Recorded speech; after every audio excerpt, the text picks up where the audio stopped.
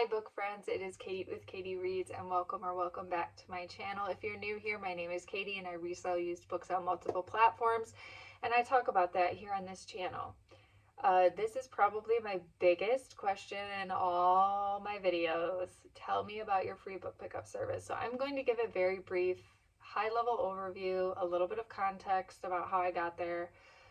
With this free book pickup service. I do have another video from a couple years ago. Please go through my videos. I'm working on playlists. I have a ton of new followers. I'm so excited you guys are here and I hope to provide value to you. I try to put out mostly educational content with reselling and then books and then reselling books together.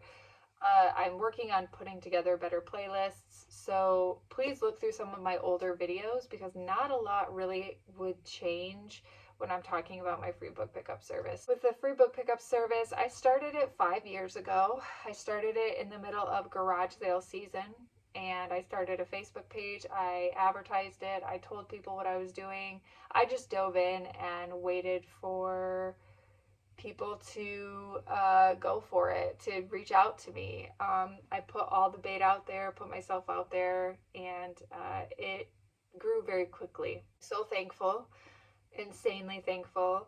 It is the primary way that I get most of my inventory, and I am able to give back to my community in attached with it. So it's not just me taking and taking, it's me also being able to give back as well. I present my free book pickup service as a solution to a problem. People are moving, there's an estate sale, there's garage sales, those leftovers, someone passed away, you're weeding out books, you're a library or a school and you've weeded out books, or maybe there's a ton of old books, or maybe a bunch of people from the PTO group donated a bunch of books that you can't do anything with because you just don't have the room, or kids aren't reading this, or they're super old or whatever.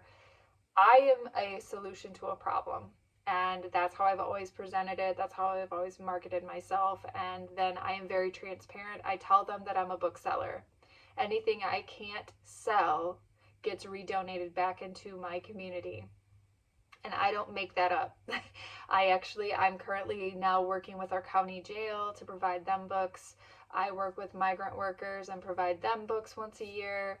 I give out books at trick-or-treating events at some of the local schools in my area, and then I also give back to churches, and then I work with our local Goodwill as well. And then I also refill free little libraries in my area. So I'm very serious and passionate, and I have all those other outlets of where I can take books that aren't profitable for me for eBay or Amazon. I do recommend that if you decide to get into this, be transparent, have a game plan. You need to have a specific game plan and understand that this could literally change your life when it comes to getting books.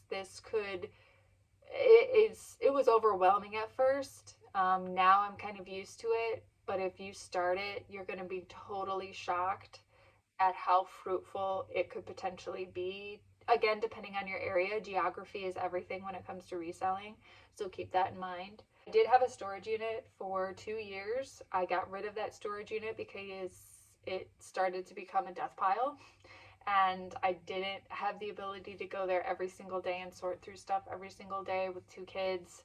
It was just too difficult, and it's a lot easier for me to make it work in my home. So I have enough space now in my basement area that I'm able to not have to say no. I can take a large pickup and I can sort through it faster because it's here in my home, and we just make it work. And it's been going really, really well. And I'm not saying I would never get another storage unit again. I just would probably do it when it's more feasible for me to go there every single day for a few hours at a time. My unlisted inventory, my listed inventory are all here, and I'm working on expanding some more shelves, some more organization to make it all work. And one day I would like it out of my home, but for now, you know, it works, and hey, it's a tax write-off. 2019 is when I started, and essentially I just dove in, guys. You can't care what people think. You can't. There's some people that messaged me and asked what I do with the books, and I told them. I'm very honest and transparent, and they respectfully declined to give me the books. 8 out of 10 people that did that, the very few, like I don't even think I've had 10 people tell me no. The very few people that have declined, typically within a couple months, message me back again and ask me to come and pick them up because they weren't able to find a charity or anyone else that would come and get them for free. Now, I do it strictly in my local county area. If someone is outside of my area, I do charge them for gas, and I use the IRS mileage rate for that per mile. That's something you can simply Google. It's public information. It's not anything super fancy. It's something you should know as a reseller anyways. You should be documenting your mileage anytime that you do anything reselling related. I charge them the mileage rate for that.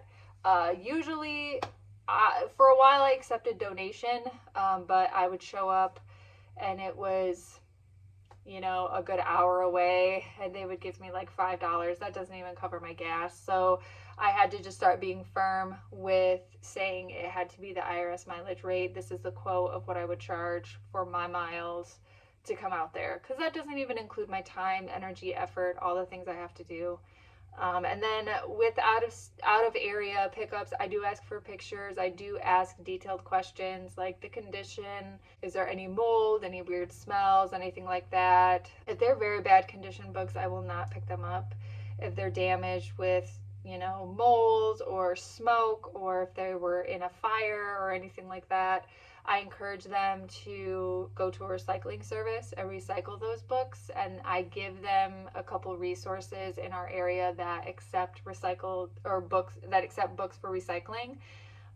So I don't just say no, I say no, but here's what I encourage you to do. And that's always gone over pretty well. Most people were very happy that I gave them a resource of what they could do since I wouldn't take it. So that is something that is a little trick of the trade that I think has been able to maintain that relationship, because sometimes those people would reach out to me again and say, hey, and it's usually like clean out people. I've developed a relationship with people that do like house clean outs or storage unit clean outs.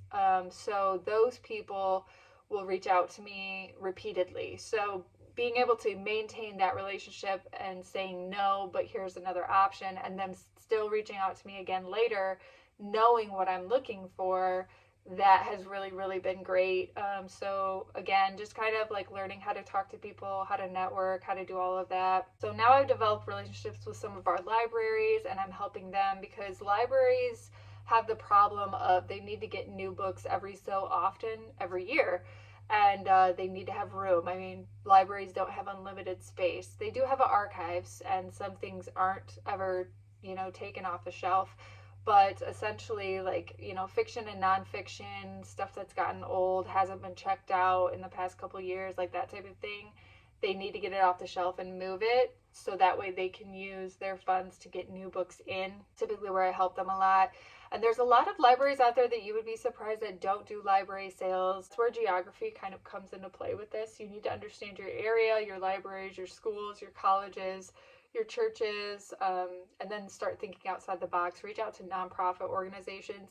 You would be shocked how many times nonprofit organizations have reached out to me and been like, look, someone made a donation, they offered us a bunch of books, we have no need for them, like we can't even do anything with them, can you please come and get them? Again, presenting myself as a solution to a problem. Now, as far as is it making me money? Is it worth it? Yes, it is always worth it, because again, I can redistribute back into the community, and being community focused in my area is really, really important. Word of mouth is my best marketing tool. People knowing me, people supporting me and what I'm doing. So for me, yes. The intangibles, yes. However, I still need to make money. I have bills to pay. So what I do typically is keep track of my pickups. So certain schools, clubs, organizations, colleges, churches, even individuals, residential people, like I just go to their porch and pick up some boxes. I will keep track of what they give me, and my acceptance rate for each of them. So acceptance rate you can see either in Scout IQ if you're an Amazon seller, or just keeping track. Okay, this person gave me 80 books, and out of those 80, I'm able to sell 25, and the rest I was able to give to free little libraries and some other community programs. I keep track of all of that. It's a lot of work. I do it in Excel, but it gives me a really good picture of knowing that what I'm doing is worth my time, and then also knowing that the certain people that had really, really good stuff, I want to keep making sure that they never fall off my radar. And not to say that people, like, I've definitely had people give me a box of books that weren't that great, and then 2 weeks later or 2 months later, they have 7 boxes of like tons of textbooks and really, really good stuff and antique books. So I maintain relationships with everybody that I can.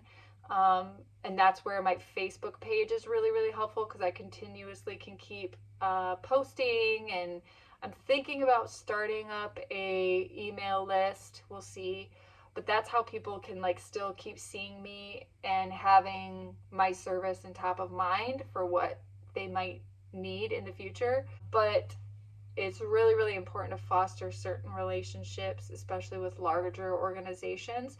So I definitely prioritize fostering relationships with the bigger organizations that I had very high acceptance rates with. And I think I've done well with that. I have not had a single issue with anybody, knock on wood, year to date. Everything has gone really, really well. And they've been very supportive. Like, you'd be surprised how many people are supportive of this because they know that it's a lot of work. What I do is a lot of work. The sorting, the shipping, the listing, the finding other places to take books that I can't sell. It's a lot of work. So a lot of people respect that, and I'm thankful that I have that kind of respect as well. I hope this video was helpful. This is pretty much just, I mean, put yourself out there, ask people, talk to organizations, and go from there. And just be prepared, have a plan. I do offer one-on-one calls. If that's something that you want to do, I can tell you the price for that. Send me a DM on Instagram and we can figure out a specific plan, and we can figure out exactly how you can execute it if you feel that in your area this may work. If you live in an apartment building in a busy New York area, I don't know that this will work for you. I don't know that it would make sense. If you are physically unable to lift large boxes, I don't know that this would work for you. So just kind of keep that in mind, the logistics, the physical, and the mental involved with it. You know, this is a business, and it's a service that I'm doing in addition to all the other things that I'm doing. So you have to make sure to nurture it, nurture the relationships, and do the correct marketing so people know that you're there and what you offer. I hope you guys found value from this. I hope it helps. Some basic questions, and again, I do have a video from a couple years ago. You can find that as well, and I'll put it in the description of this video as well, and you can check that video out. Thank you so much for watching, and we'll see you in the next one.